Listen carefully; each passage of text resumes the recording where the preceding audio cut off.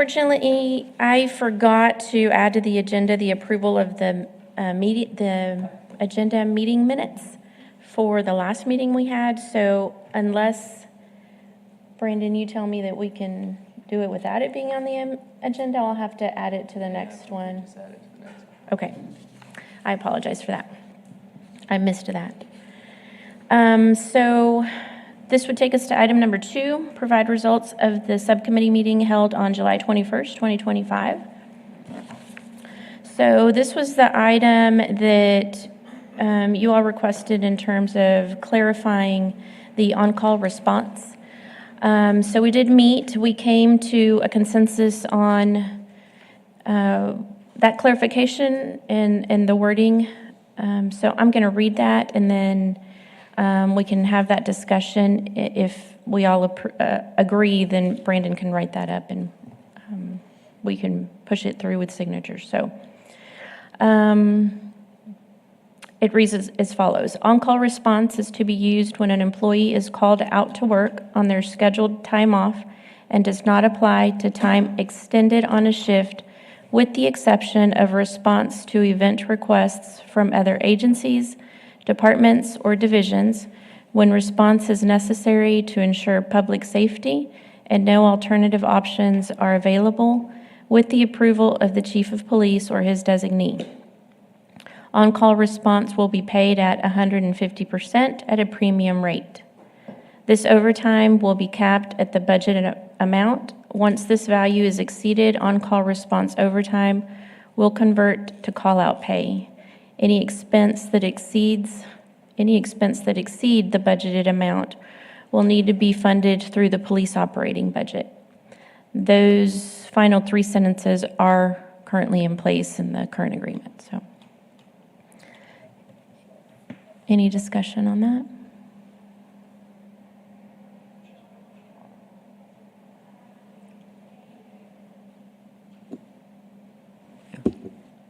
Oh, come on. There we go. Is any other city division capped at a certain dollar amount for OCR pay? Not at a dollar amount. There is, I imagine, some sort of a budget that's assigned to them. So the budget would be their cap. So is there a rule written somewhere about how if they exceed that budgeted amount that it then converts to something else? It's not a written rule, no, but it would then have to be funded from, I'm not sure. Other accounts. Yeah. Okay.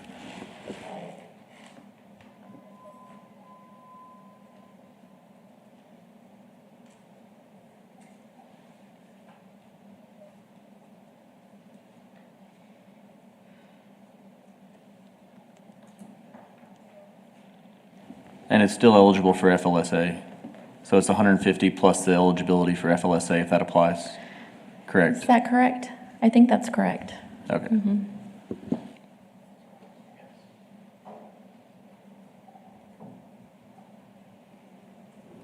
We agreed that that's what we discussed and worked out in subcommittee. Okay. I think we've got that right. Have to write that up as a TA and then get that signed. So we'll get that at the next meeting. Okay, item 3. Oh, do I have to call for a vote? Yeah. Okay, so if I could get a motion and a second. I make a motion. I'll second it. Thank you. All in favor? Aye. Aye. Any opposed? Motion passes. Thank you. Okay, item 3, continuation of discussion and possible action on items presented at the July 10th, 2025 meeting to be considered for the 2026 meet and confer agreement. So before we move into talking about each one of these items, which we are prepared to do, I do want to offer an alternative option that we haven't discussed in previous meetings, and that's to extend the current agreement to September 31st of 2026, with the acceptance, of a 5% increase across the board that was approved by City Council on August 5th. And the only additions or changes made being the development of the sick leave payout plan and adding the on-call response clarification statements that we've agreed upon. The biggest driver for this recommendation on our behalf is that this gives us an opportunity to collect that class and comp data, which would allow us to make a more informed decision and obviously council to approve the developed plan that we come up with that data. We would then be prepared to come back to the table in January, February timeframe to go over those results and the development of that plan. We've got rooms ready to caucus if that's something that you all want to discuss.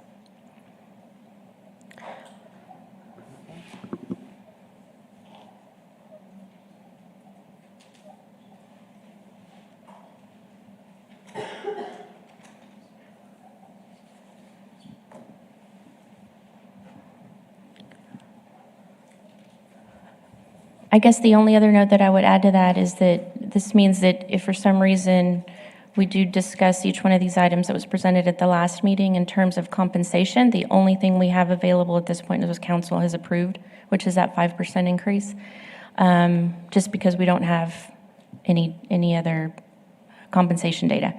One of the other things that council was told is that once we get that class and comp data, that we are prepared to talk about funding something mid-year. So this doesn't necessarily mean that we would have to wait until the end of that agreement or October 1 or anything like that. It might be a mid-year implementation.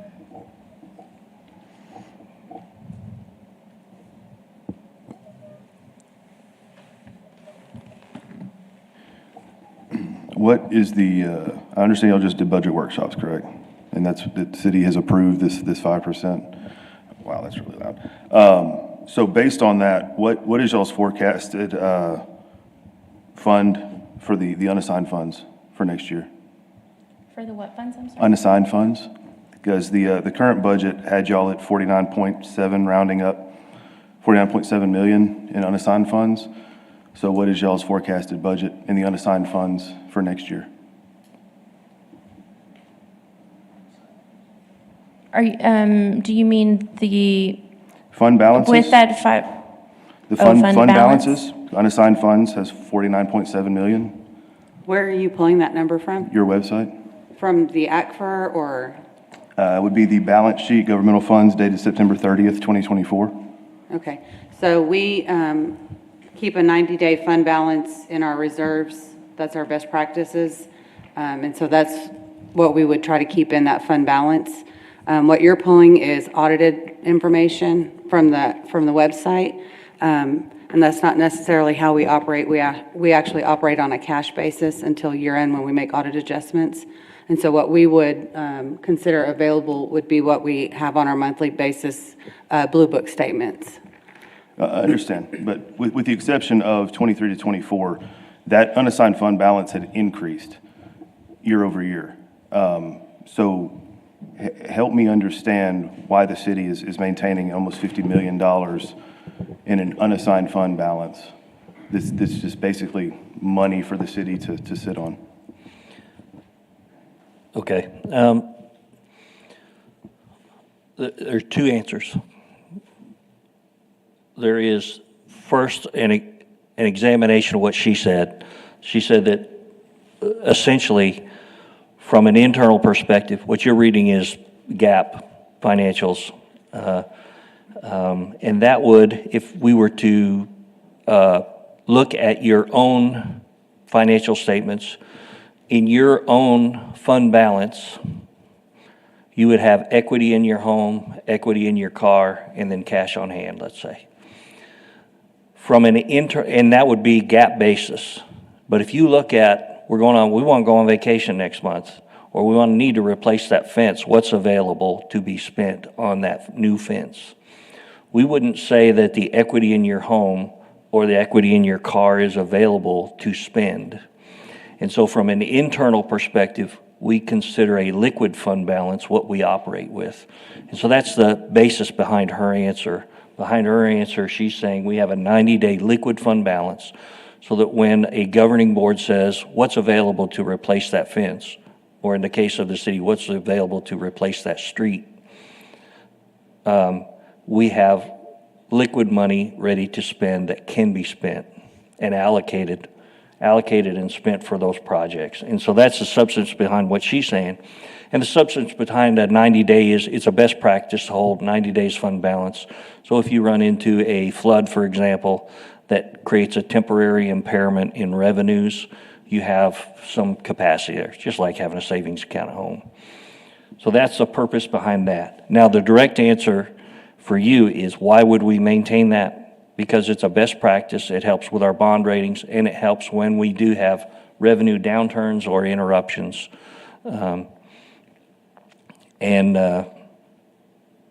That's really the substance of your side of the answer. Why would we maintain that kind of money? Yeah, I appreciate the explanation. Just, so for plain English, what the city is saying is that there's approximately, again, rounding up slightly, $50 million that sits, that can be used at the discretion of council or whoever, but y'all keep it sitting there just in case the wheels fall off, essentially is what we're talking about here? Well, I don't think it's 50. What's 90 days, Tina? Ballpark. The blue book right now. I think that 50 includes some non-liquid items that we wouldn't say is available to be spent. So, in short, the answer is yes, not that amount, but yes, the city does hold monies. They're not hiding it. It's fund balance and it's reported, so it's not hidden. No, I'm but it's- not saying that y'all had it. I mean, I found it. I'm not a investigator extraordinaire. I found it pretty easily, so it's right there, public facing. But I just want to make sure we understand that there are funds available that can be spent on things that council deems important enough. Yes. They're just choosing not to deem this important enough. So, And I understand that's your boss, so you have to be careful with your words, but right now, on a cash basis, what we actually have liquid and available is 90 days of fund balance because we just took a budget amendment to city council at the last meeting to use what was available over the 90 days.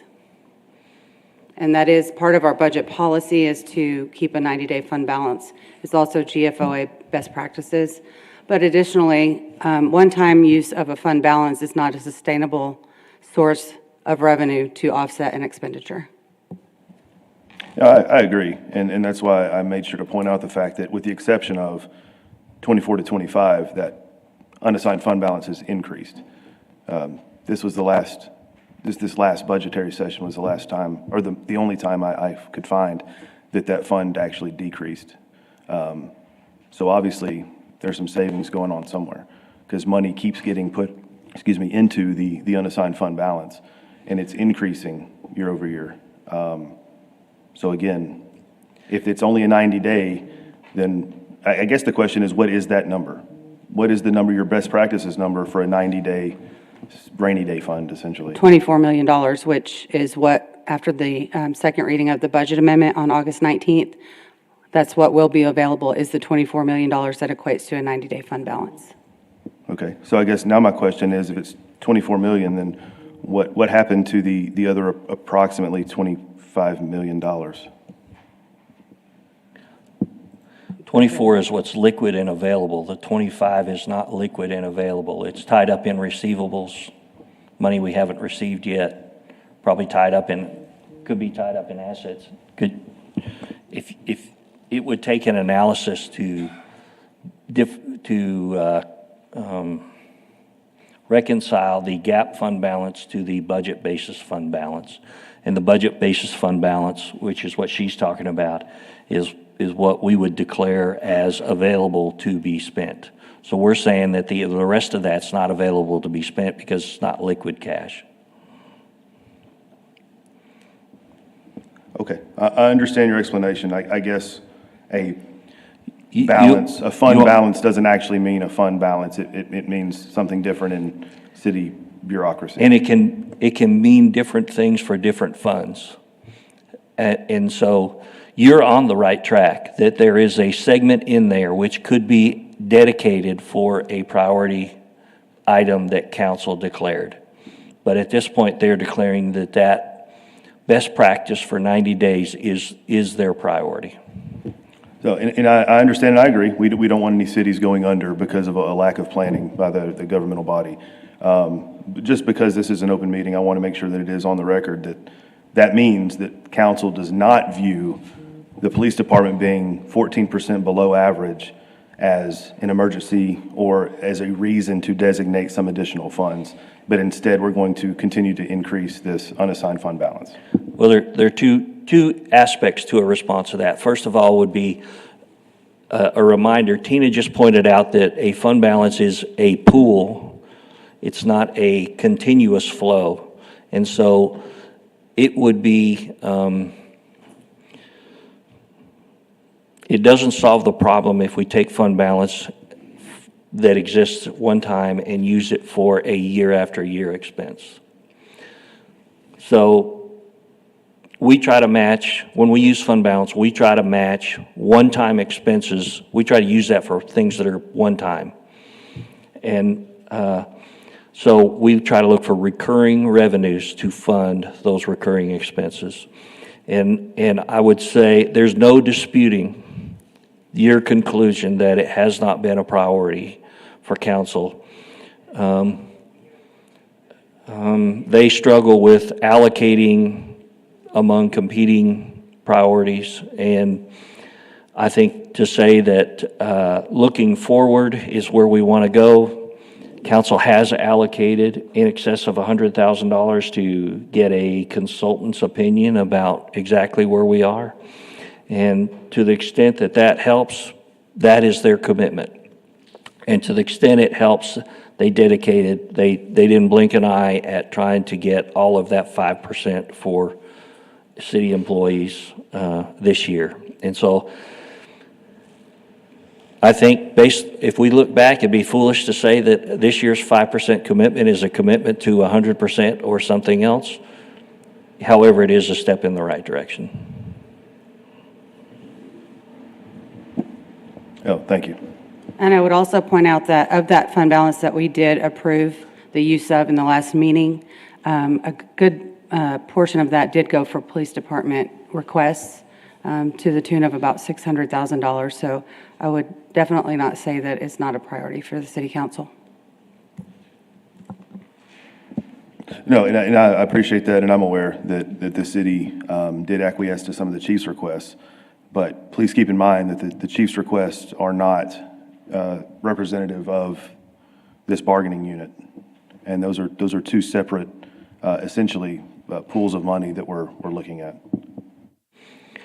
I think the other thing, as we consider moving forward, the state has really, with the legislation they've passed in recent years, have really pushed cities to force the issue with the public when they want to go up over a small amount. And I think we're on that precipice at this municipality that I think we're being forced, if we're going to go up the kind of money that we think the study may reveal, if we're going to try to catch all that up, we're probably going to have to go to the voters for that. And so those conversations are being had in-house, and for the last couple of years, we've talked about how do we handle that. In fact, we've talked with our Meet and Confer folks about how does that take shape in what we agreed to and subsequently. I think the state just, there's even more talk about, I don't know if that passed or if we're at the deadline yet, to reduce the 3.5% cap down to 2.5%. Do you know if it passed? It hasn't passed yet. It passed the Senate, the Texas State Senate, but it hasn't passed the House yet.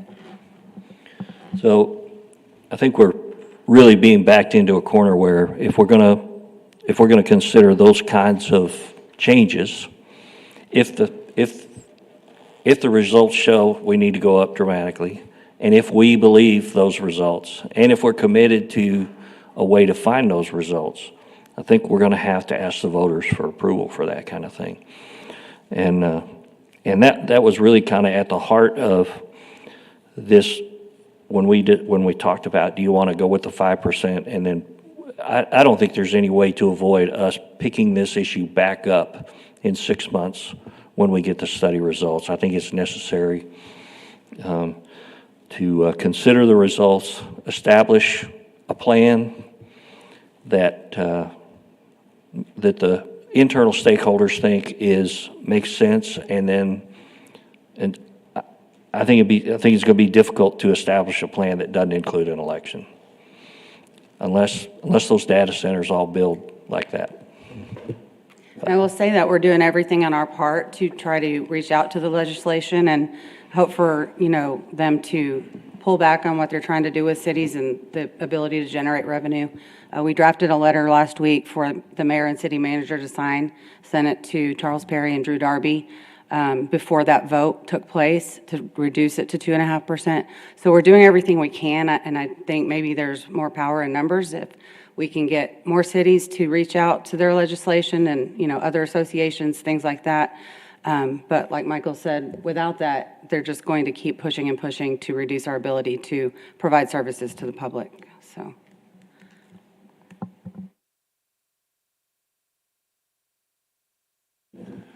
I'd like to ask for a caucus real quick for us. Sure, no problem. This conference room right up here by the symphony is available and open, so we'll caucus at 10:53.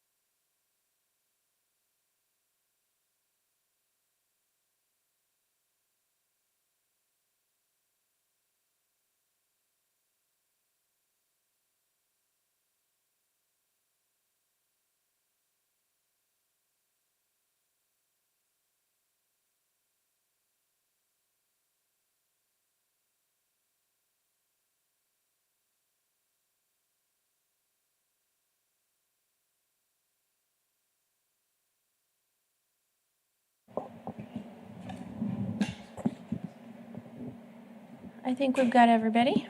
Yep, your side. Okay, so we'll call the meeting back to order at 11:36.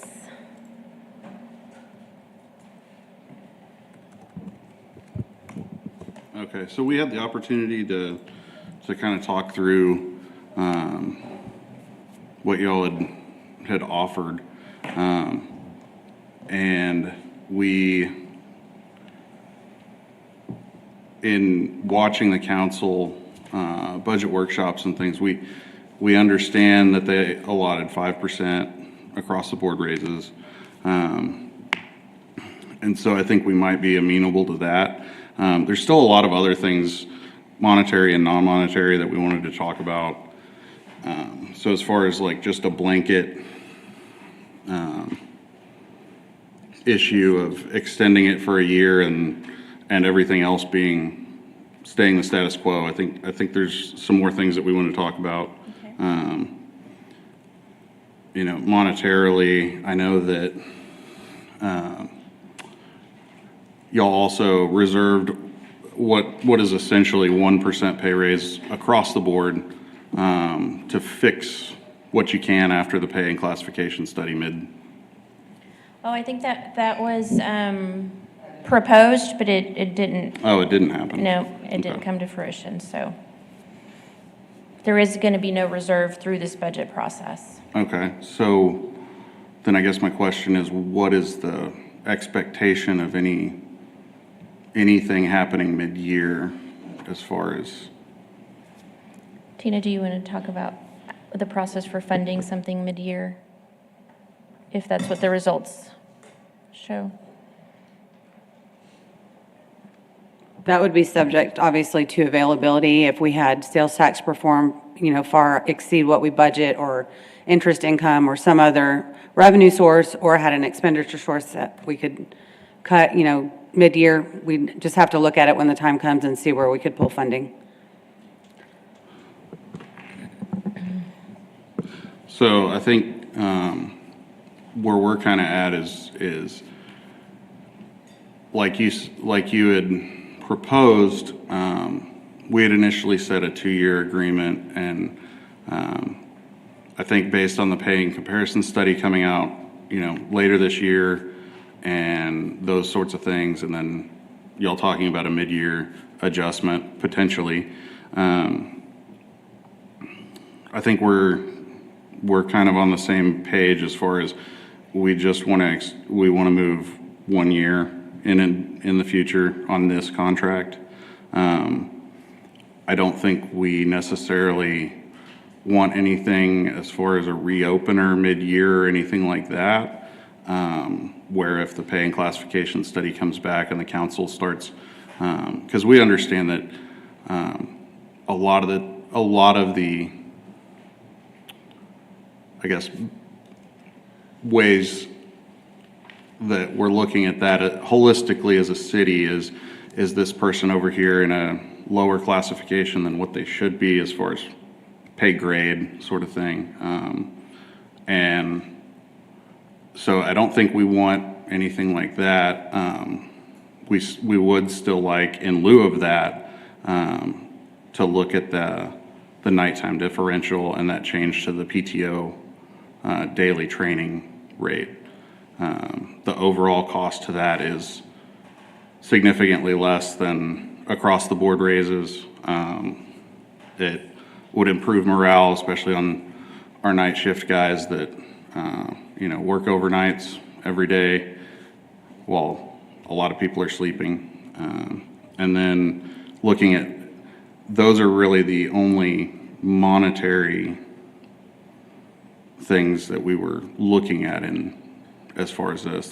There's disciplinary language like we talked about. I brought up at the last time, there would be a cost associated with it, but I don't know exactly what that cost would be. But counting vacation days, WOW days, United Way days, as hours worked when calculating FLSA for vacation for sworn officers.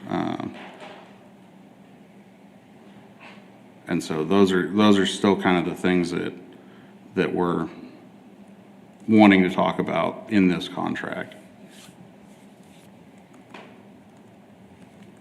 Okay, so let me, for the purpose of clarification, y'all would consider extending with the 5% increase, the development of the sick leave payout plan, the on-call response clarification statement, and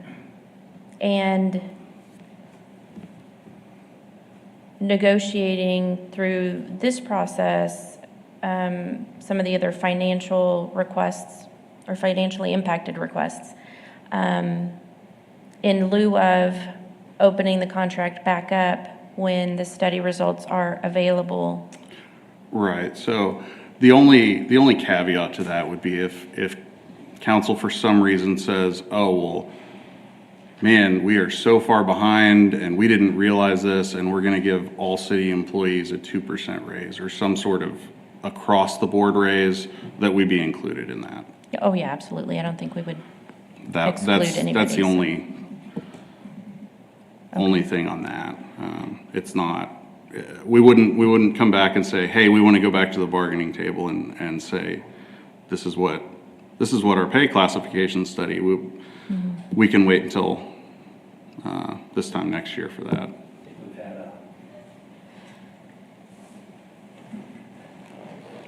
I think we've had isn't that a most favored nations clause or something like that? I think we've had that before. Yeah, generally it's on our side, we've referred to it as a Me Too clause. Everybody else gets something what we want it to. I think we've done that before. That's understandable. So the extension of the agreement, September 31st, 2026, is that something that you are considering, or do y'all want to do until December of 26? We sort of wanted to align it with the fiscal year. Yeah, and I think the reason we originally didn't was to give us kind of extra cushion in the event that, because we do think, we here do things a little bit later than most cities that are doing meet and confer. Most of their contracts are decided and approved by May or June. And so obviously we're not getting our revenue streams finalized until start of August, end of July. And so we understand that there's that. So I think we could work either way. Okay. Well, I think we will need to caucus. Do y'all need any other clarification as far as what the request is? Okay. Before y'all break, while we're talking about, the contract length, excuse me, I would appreciate it if y'all could at least discuss internally possibility of maybe adjusting the timeline. So we're actually bargaining with some equity as opposed to asking for crumbs that's left over from the budgetary session. So maybe we begin bargaining in a timeline that includes us in these budgeting talks as opposed to that being set and then we get to, ask for crumbs from the master's table kind of situation. Yeah, I don't think that's an issue. Okay, if we could caucus, that would be great. So we'll caucus at 11:45? Good, okay.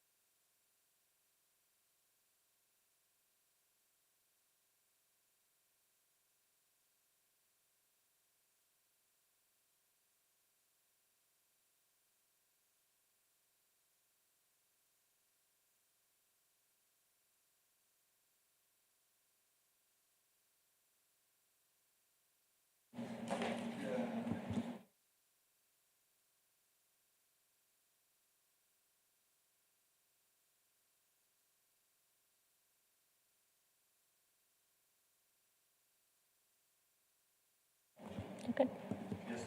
No, you're good. Okay, we'll call the meeting back to order at 12:07. Michael's going to take it away. I think where we are is we are limited in what we're able to negotiate for by the resources that council is allocating. Where we're not limited is we're very open to how you think those resources are best allocated. And so council allocated approximately $918,000 associated, that's a 5% across the board raise for y'all. They allocated some one-time things that could be attributed to y'all. Those really aren't in play because they allocate those for specific purposes. And you've made a proposal I thought was a great way to approach it on the leave payoffs, and that was that you proposed something that was cost neutral. I think we're open to work with you on whatever you see as a priority. What is out of our control is an expansion of the resources which would be available to pay for things. And so that's one of the reasons that I think your leave payoff proposal is attractive, because it pays for itself, or it has the potential to pay for itself. And so I think what we wanted to let you know was we've got a hard limitation that we don't have any authority over. But up to that limitation, we're absolutely open to work with you on what you see as priorities. And so that's really kind of a non-answer, but it does help with boundaries, help for you to know what the boundaries are we're faced with, and we're open to work with you on how to make that work. What was the dollar amount number that y'all had? I think Jonathan has the details, but I think it was approximately $918,000 is equivalent to 5% across the board. Is that civil service and non-civil service? Is that everybody in PD? Just civil service? But And does that include our chiefs and assistant chiefs in that figure? Just the assistant chiefs. The number doesn't include assistant chiefs. so if some combination of sick leave, payoff, alteration, I think you said that there were some savings that go with that, and could we use part of those savings or use those savings for this or that? Or if you felt like in lieu of 5%, 4% plus some sort of pay differential, we're open to what you think is priority within the limitations that we are faced with. Yeah, I think when I did the numbers, now obviously we've had a few more people leave within the last month, which would actually, had we been in the payroll or the sick time buyback that we're proposing, I think would have saved the city more money. Based on that, my original numbers, though, there was enough to pay for the PTO change, the daily change, which would cost approximately $12,000. So it wasn't a huge pool of money. I do ask the question of what the number for the benefits. Is it still 1.298352674066659? Or did y'all figure benefits? I mean, that's what it was last year, so that's why, like, looking at I plugged it back into our spreadsheet. Our number for benefits that we use to calculate is 31.24%. 31.24.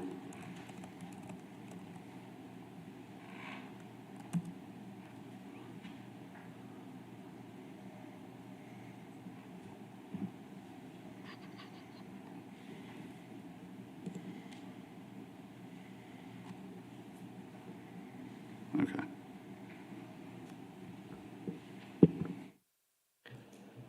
And so with that in mind, we're open to, that obviously leads to, how do we rerun the numbers? How would that, does that alter our thinking, and how does that have its impact on our schedule? We're open to all that.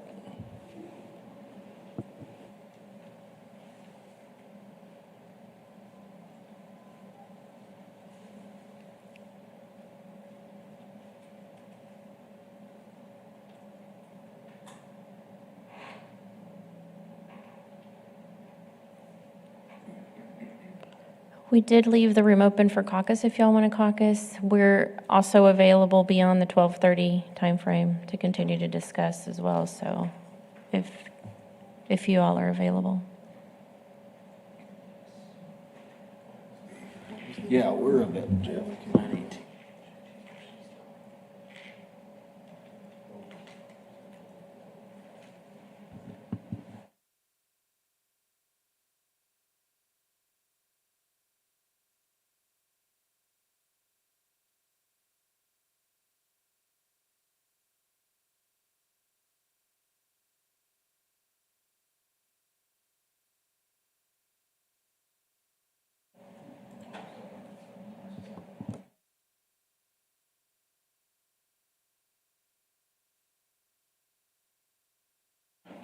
So this is a perfect example of the last thing I said before y'all caucused. We're talking about an increase of approximately $107,000 over the 5%. This is a number that I think, had we began this bargaining at a time that is more standard across the state, that's something that council could have approved, and we wouldn't have this issue now. But because we're having to deal with the crumbs that are left behind, can we actually have true bargaining at this point, or is this just a take it or leave it situation?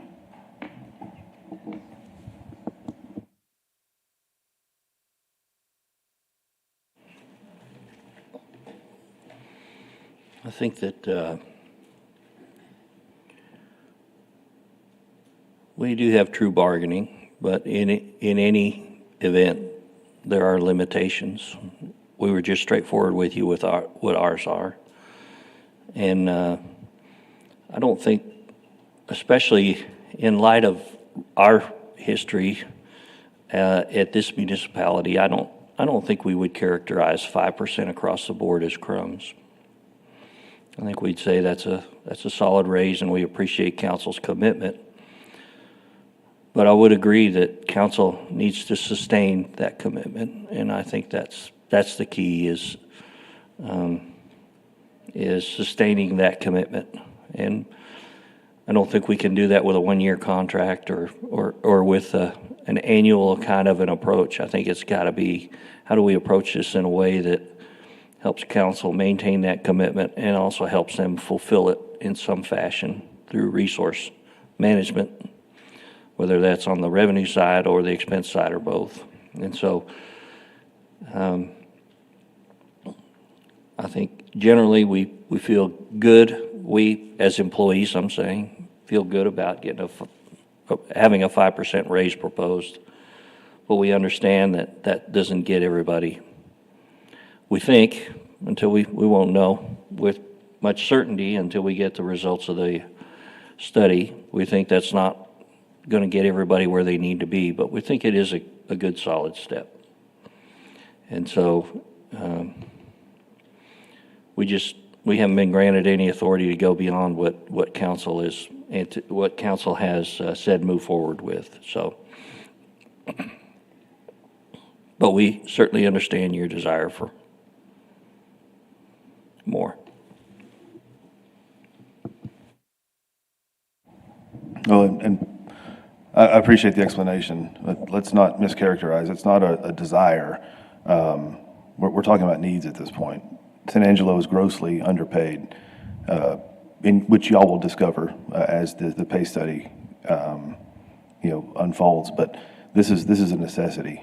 Unless San Angelo wants to have an understaffed, under par, unhappy police department, this is a need. It's not a want at this point. 14% under average That's pretty drastic.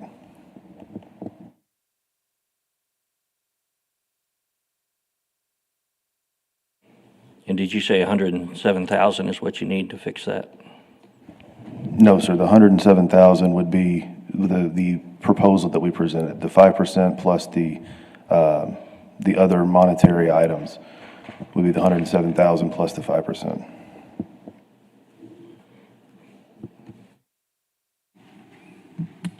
Yeah, so part of it, running my numbers versus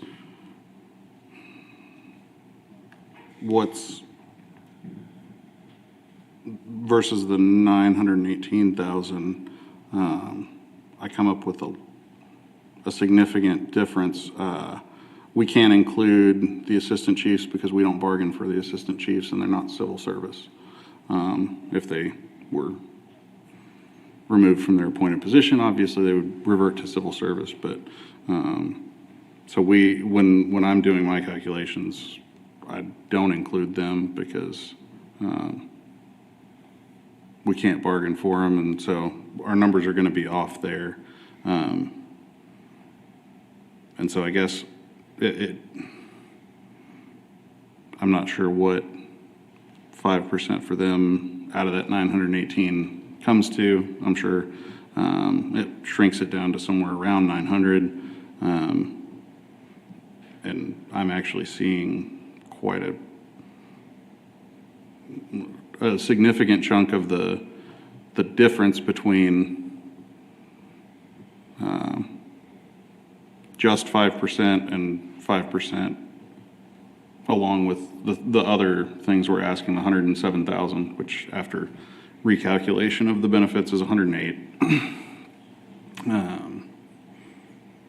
So I'm not sure whether we can get together on the numbers and figure out whether there's a discrepancy or where there might be a discrepancy or where there might be a difference in that fund.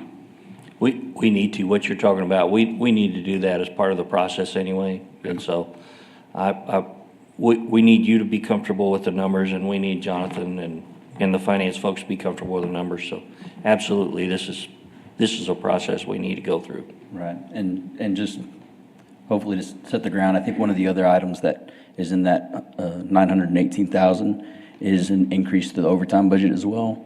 Okay. We're trying to increase that along at the same rate as y'all's increases. That way we can continue to fund overtime going forward. I'm sorry, what was the other increase? The overtime. Oh, overtime? We are increasing overtime as a part of that 918,000 as well. Okay. Right, so that you're not shrinking the overtime hours allotted. That makes sense. Correct. I don't know what that number is either, but. Well, I still think that process of reconciliation, so that both sides are comfortable, we believe it's achievable and you believe it's true, I think is absolutely appropriate. And I think we're open to how you want to handle that also.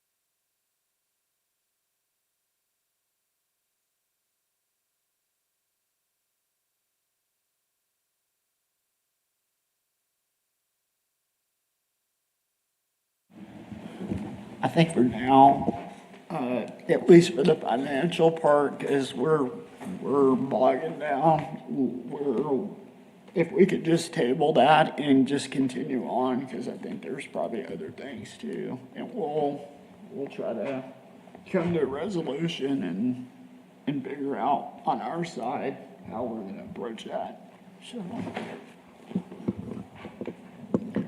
Okay, so aside from the compensation piece, that's what you mean if we can go through the rest of the, okay. So we talked about the sick time payout plan. I haven't fully developed that aside from what was recommended, which is no payout for less than 5 years, 5 to 9 years, 360 hours, 10 to 19 years, 720 hours, 20 to 24 years, 720 hours at 2/3 hourly rate, 25 to 29 years, 1,800 hours at 2/3 hourly rate, and 30 years plus, I imagine, 2,160 at 2/3 of their hourly rate. Is that correct?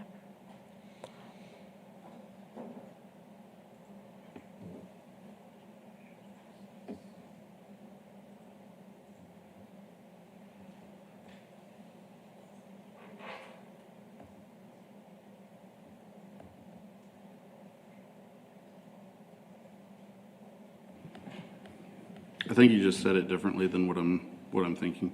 So 10 to 19, 720, and then 20 to 24, 1440, 25 to 29, 1,800, 30 plus is 2,160. Anything, obviously the first 720 being at full rate as it is now, and then the additional being paid at 2/3 rate. Yes. Sorry, and you're correct. Yeah. So it's essentially doubling up that payout for 20 to 24 years, except it's at 2/3. Correct. Okay. Yeah, I mean, and in theory, that's something that we agree on. Mhm. Okay, so then the next item was the PTO program. Again, I think some of the items that have some sort of a financial impact, those are the things that we're asking that you all prioritize, and within our limitations, we can take a look at in terms of what that amount needs to be. I think y'all had recommended $70, increase that to $70.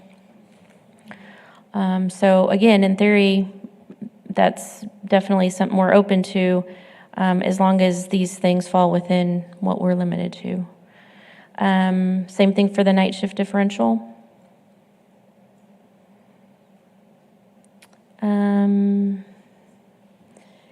The on-call response, nothing changes there other than there's some clarification around that. You mentioned allowing vacation, United Way, WOW days to count towards regular hours worked, I guess essentially. Yeah, the idea was not basically excluding sick and if you were leave without pay for some reason. The other beneficial hours, vacation, and there's a multitude of, there's at least a few different things like WOW and United Way that people get throughout the year because of specific things. And that's what we were looking at.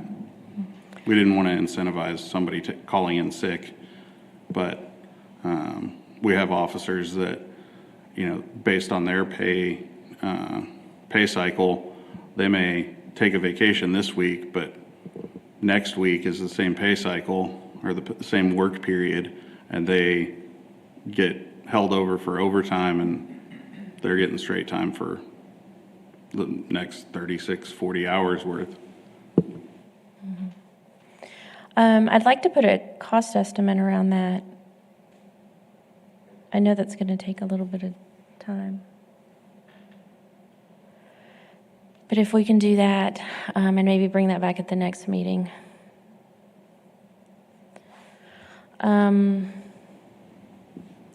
Equipment stipend. This is something that I indicated at the last meeting that obviously, necessary items to do the essential functions of the job are that for everybody, not just PD in particular. So this is something that we want to develop citywide. I've had some discussions with the chief in terms of potentially what is currently missing that's not being provided. So there is a plan on his behalf to either to continue to provide that or change what's being provided so that it's more in line with what's being requested. I did get a list from Noel for the things that are currently being provided, and so I'm a little bit hesitant to include something like this in an agreement when I think aside from any agreements, it needs to be provided regardless. So that's my opinion on that. I don't know if Tina or Michael or Brandon have anything else to add.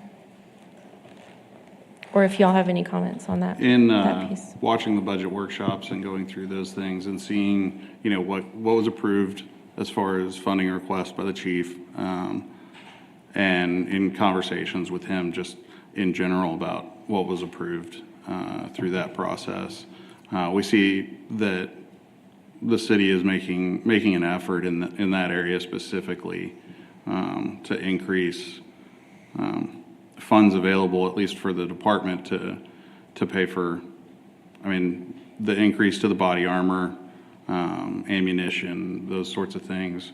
And so I think we're amenable to kind of tabling that for this year and looking at that. And based on what you've said, I think if that's something that y'all want to look at from a holistic approach, then we're okay with that.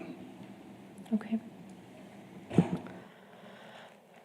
And then I'll let Brandon address some of the disciplinary policy items that were sent over for him to review. Yeah, so looked at those and visited with the chief, and it is a little more expansive than we expected, but I think in general, especially with regard to the alternative discipline provisions that are in here, we are open to that. What I'd like to do is maybe get a subcommittee and send some red lines back and forth on those, because I think to hammer it out here is going to take a while. But I think as far as the alternative discipline, it won't take much tweaking on that. Now, I know we talked about the legal counsel and the officer liaison and the general feeling on that, and we could still talk about this in the subcommittee, but the chief is trying to develop those policies, and I think he's made a commitment to implementing some of those already, even without the policies in place. So he would at least like some time to establish those policies, see what works and doesn't, and then get back to that portion of it later. But again, we're willing to discuss that more in subcommittee and do some red lines. Yeah, I think as far as the discipline stuff and officers' rights items, I think that's something that can be handled in a subcommittee as far as coming to at least an understanding or opposing views of where we're at before we spend a lot of time in a full meeting hammering that out. Okay. I do want to ask for a clarification. Those items that were sent over for review, every single one of those sections is something that you want us to consider, or were there certain sections that? So what I sent was just a sample of language. I think that was a request at the first meeting, was kind of sample language of what has been implemented in other cities. Lieutenant Kennedy and we're going to sit down and actually create a hard document of what our proposal would be. And that's, a lot of that language is included, but there are some things that obviously would be a little different because San Angelo is different than Abilene or San Marcos or anywhere else that I may pull language from. So we want to make sure that it's relevant to the way things are done here. Okay. So I guess that needs to be sent over. Yeah, so would y'all want to get together as a subcommittee before we start an initial draft, or do y'all want to begin an initial draft and then send it I think we can get an initial draft done and send it, and then have a subcommittee meeting Okay. about it. Yeah, That works sounds best. good. Yeah.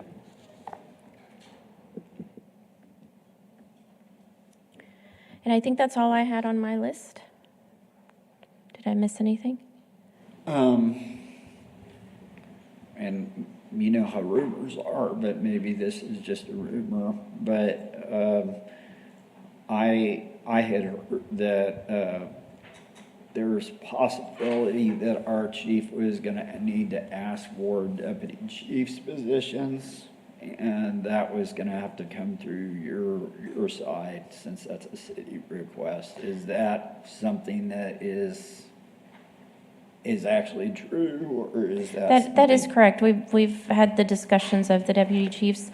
Currently, the ordinance doesn't align with that, and so that is something that we have to work on if that's the direction that he wants to go. Making those positions tested or appointed is something that does have to be part of an agreement. So I don't know how long it takes to change ordinance. It's usually not a quick process, but that has to happen first before we discuss that as part of an agreement. Well, which ordinance are you looking at changing in that? Because there is a police captain position. Yeah, so I think that's what we're talking about, is we would amend that ordinance to, and I think there were two other positions, captain and There was there's something else in the that's ordinance not- that doesn't I align can with try what and currently find that, happens. but essentially, we were gonna, I guess, retitle it to deputy chief and then clean up whatever the duties of that position would be, which I think are, I think guess, the is duties- captain or. I think the duties across the board throughout all of those positions are incorrect, or completely outdated. I mean, they are old. Right. And never have been updated from. So, I mean, I think we can do it through the agreement. It's just if the agreement goes away, we want the ordinance to align with having those positions and classifications, and then it becomes a tested position like everything else, so. So I think, I mean, if you wanted, aside from the name change, the captain's positions are still in ordinance. It would just be about the budget amendment, or the budget ordinance to fund those positions, right? I think that's right. Okay. I guess we If the could chief keep 'em. indicates that he wants to keep it as captain, Yeah. then, we don't necessarily have to amend that piece of the ordinance. We would just have to talk about the funding, but, and anything else that would change with the agreement as far as it being an appointed position or not, so.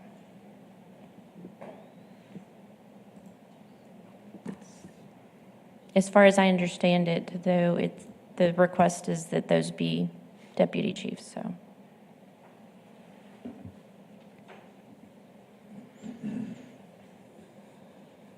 Aside from that, was there anything else that I maybe missed? I was just gonna say, the other one in there is police major and police captain are the two. Yeah, major is synonymous with assistant chief. Oh, okay. That's what that position is.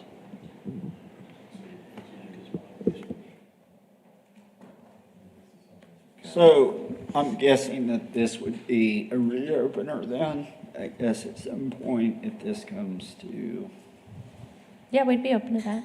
well,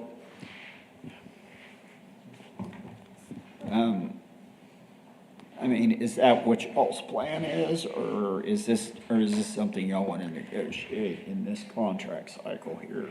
Well, I preferably, depending on, if y'all were agreeable to extending the agreement to the end of September, I was hoping that we could still make those changes within this contract. I know that if there needs to be an ordinance change, it can definitely happen by then. I just don't know that it can happen potentially by the time we finish negotiating this agreement. If this were to be a tested position, how would council fund those positions? Or in any case, actually, how would these positions be funded if we're talking about doing it during this cycle? The chief has a plan to fund some of it, but not completely, so we would have to have those conversations with finance. Then I would suggest that we would definitely need to have a reopener. If council approves these changes, regardless of them being tested or appointed, because if council is going to designate funds to fund these positions, then that tells me that there was money available for other things. So my contention would be we definitely want a reopener for this agreement in the case that those are approved. I would agree.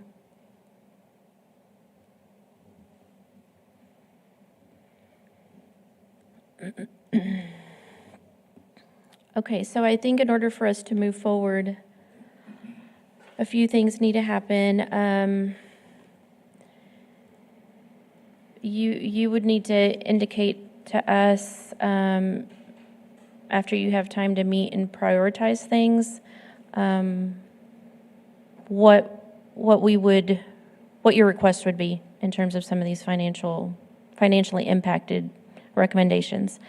One of the things that I think would help us in looking at some of these costs would be if you all have some idea of what, if it's not a 5% increase, of what you're thinking it should be.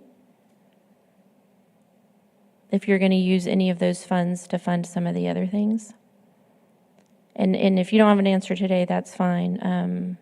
But that would help us as well in trying to put a cost to those things. And if you need a caucus for that, that's fine also. I just don't think we're going to have that answer today. Okay. So we would need then some of those clarifications at the next meeting. In conjunction with that, we will wait and get some of, I guess, your draft sent over to Brandon so we can schedule that subcommittee meeting. I would like to have, obviously, that subcommittee meeting before we have the next meet and confer meeting. And then maybe by that time, I'll have a better answer for you in terms of those two deputy chiefs that the city manager's talking to the chief about. Did I miss anything?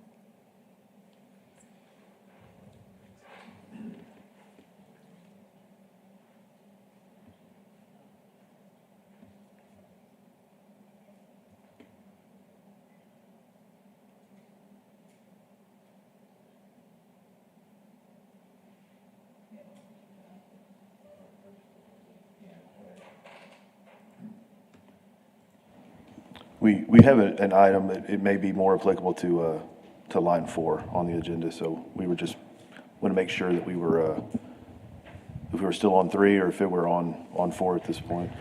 I was still on 3. They kind of blend together. But if there's no, I guess, additional comment in terms of the plan to move forward, then we can move to item 4. In that case, there was one additional thing that we had discussed was the creation of an association leave pool that we would allow officers to donate to in order for the association members to conduct association business and still be compensated, not have to use their personal time. Something similar to a sick leave pool we've established in other cities. And this just kind of helps offset some of the financial burden that these guys that volunteer their time to the betterment of the entire agency, they can, be compensated for that and it not take away from their personal time that they would otherwise spend with their family. So a couple of questions on that. So you would, this pool would accept accrued leave from other officers? Yes, it would be cost neutral on the city. It would just be a pool that we would have. So if we have an officer retire and he's got excessive time that he's not going to be able to cash out on, he could donate that to the pool, or members could donate that to the pool. But it would be cost neutral, is the idea. Would you have parameters in terms of what kind of instances those hours can be requested and used? Historically, we recommend language that requires the local association to approve that usage in conjunction with a city policy that would limit, abuse, obviously. Okay. I mean, I think we're open to reviewing what you develop on that. Thank you. Anything else? Okay. Well, anything else on y'all's side? Okay. Then we will move to 5 for adjournment at 12:43. If I could get a motion in a second. Second. All in favor? Any opposed? Motion passes. Thank you. We'll adjourn at 12:43. Thank you.